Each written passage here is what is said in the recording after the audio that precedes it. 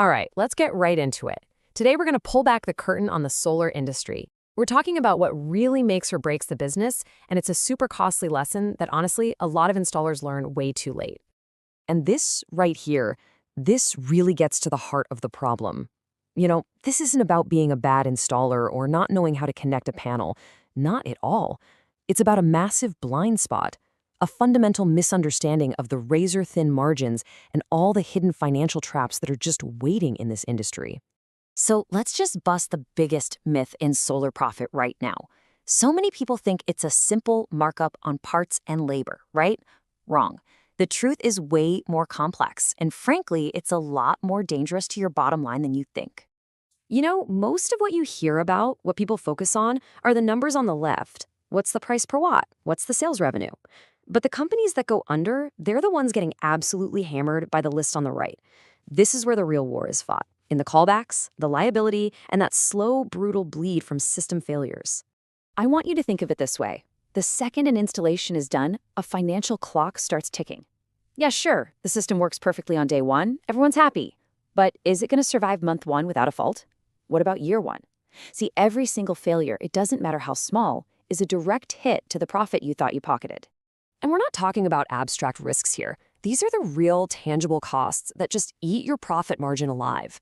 It's that 2-hour drive back to a remote site. It's the replacement part you have to buy out of pocket. It's the 4 hours of a technician's valuable time spent chasing some ghost in the system. I mean, this is truly death by 1,000 cuts. And here's the scary part. These problems almost never happen in isolation. A single shortcut, just one little decision to save a few bucks up front, can kick off a dangerous and incredibly expensive chain reaction. Let me walk you through exactly how that happens. So, it often starts with something really simple, a common choice, using undersized cables. Why? Because it shaves a little bit off the quote, makes the bid look more competitive. But here's the catch. Under load, those wires generate a constant, low-grade heat. It's the first totally invisible link in a chain of failure. Now, that constant heat, it's basically like a slow-burning fire inside your walls. Over months, it literally cooks the protective insulation around the wires. It makes it brittle, weak, and just ready to crack. The one thing that's supposed to contain the electricity is now failing. And this is the final, catastrophic step. Once that insulation gives way, you have a direct path for a short circuit, an electrical arc, and a potential fire. That $50 you saved on wire? Well, it just morphed into a multi-thousand-dollar liability and a terrifying safety risk. This reality forces a complete shift in mindset. You have to realize a successful solar business isn't a product business. You're not just selling boxes. You're in the reliability business. Your real success isn't measured on installation day. It's measured by that system's survival year after year. And all of that reliability, it really boils down to this one crucial question. You sold a system with a certain capacity on paper, but is that what the customer can actually use? Because that gap, the one between the promise and the reality, is where reputations are made or completely destroyed. So let's look at the real math here, okay? The capacity written on the side of a battery, that's like the sticker price on a car. It's just a starting point. It's not what you actually get. You have to factor in the battery's depth of discharge limits and the entire system's efficiency losses to find the real number. And if you get this wrong, you're just setting yourself up for angry customers and future warranty claims. And the energy losses, they don't stop at the battery, not by a long shot. Inverters aren't 100% efficient. Wires lose voltage over distance. High temperatures reduce panel output. And a cheap inverter with a high idle draw? That thing can be a silent profit killer, just sitting there draining energy in your customer's goodwill 24/7. Now, this is a critical piece of engineering that separates the pros from the amateurs. With the AC power in your house, right? A small electrical arc will often just snuff itself out.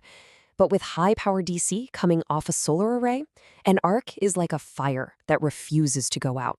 Once it starts, it sustains itself and it grows, releasing a terrifying amount of energy. Failures don't just happen in DC systems, they escalate. So, when you look at all this, it really boils down to a choice. Every single engineering decision you make on every single job isn't just a technical one. You are actively defining which of two very, very different business models you're building for the future. Okay, so here are the two paths. On one side, you've got the unstable business. It chases maximum profit on day one, only to watch it get eaten alive by rework, callbacks, and future liability. It's a never-ending repair cycle. On the other side, you have the stable business. It invests in reliability and safety up front, and that investment, it builds client trust, which generates referrals and leads to sustainable profit that actually grows over time. And if there's one thing you take away from this, let it be this. The check you cash on installation day, that's not your profit. It's just potential profit. The real profit, that's what's left in your bank account after that system has proven it can survive the brutal reality of just working day in and day out, month after month. So I'm going to leave you with this question to think about. What's it going to be? The undersized wire? The cheap inverter? The overstated performance? Because the answer to that question is what will determine whether your business thrives or if it just becomes another statistic. And just a quick but really vital reminder, working with electricity, especially these high-powered DC systems, is incredibly dangerous. Always, always hire a qualified, certified professional. We're here to educate, not to tell you what to do. Thanks for watching.